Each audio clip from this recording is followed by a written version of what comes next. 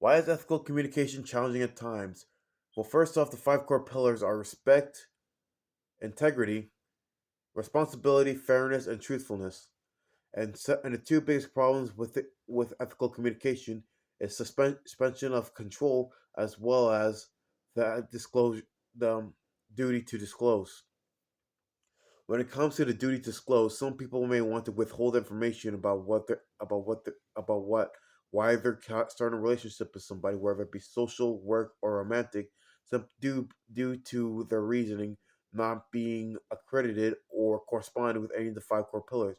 For example, we can have respect, and if somebody was going to start, and if say you start a relationship with somebody just because they're funny and nothing else, you're not going to exactly tell them to their face that you're only hanging out with them just because they're funny, because they're going to take that as signs of extreme disrespect and will distance themselves away from you.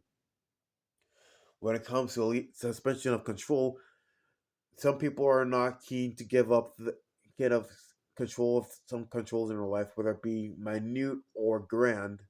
And when it comes to relationships, some people want to be able to know exactly what's going on without having to deal with the uncertainty of life.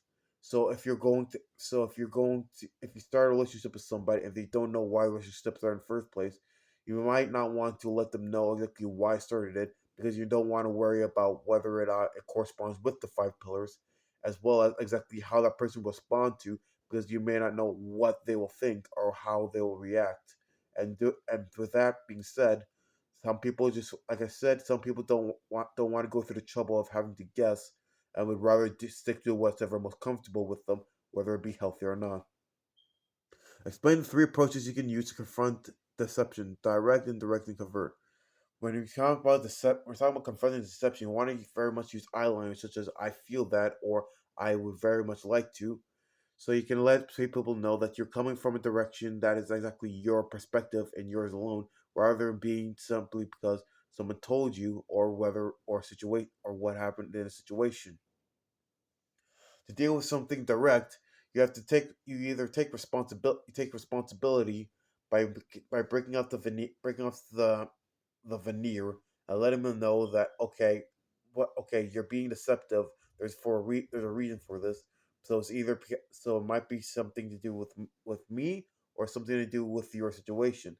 So I'm not so maybe I made a mistake, or maybe you made a mistake, and that I have some part of it, so I can make amends by with some sort of recompensation, or possibly accept my own faults for causing the deception in the first place. If it comes to that, indirect to be covert is to promise to work on your behavior. For example, maybe you're talking to somebody, and then you bring up a topic, and then you start pressing them on that topic unknowingly, and then and then they say that they need to go somewhere despite the fact they don't, and then they leave. Next thing you know, next day you don't you know they're not going because they actually need to go somewhere, but you at the same time you know you're in the wrong. So you let them know that you're sorry for your behavior, and you wouldn't let it go again without bringing up or without questioning what deception or not, because you really want you really want to not cause another confrontation. However, you also want to confront exactly what the situation was, so you can get both go off as a better person.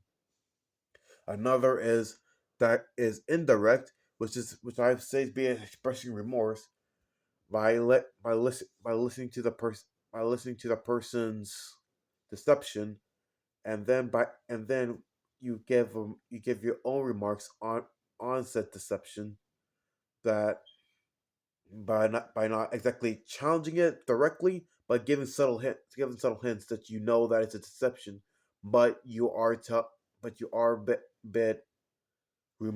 a bit sorrowful about the situation they're being put in.